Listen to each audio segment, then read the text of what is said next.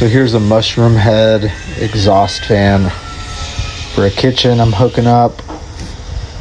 We're using a 4 square deep box with 3/4 inch KOs on it.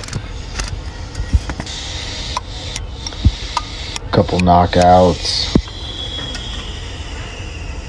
It's a 480 volt, so we got our brown, orange, yellow. It's a pretty tight fit in here.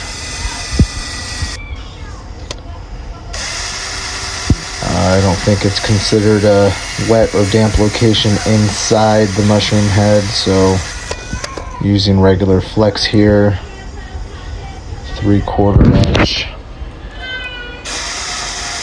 Couple nice quick cuts.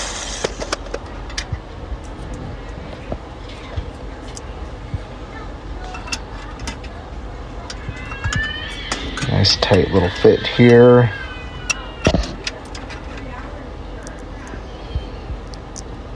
Little tape. No. Oh, there she goes. Got her. Feed her up. Get the liquid tied in. That's our line side. And we're going to put a 3-pole single throw disconnect switch there to serve as our disconnect.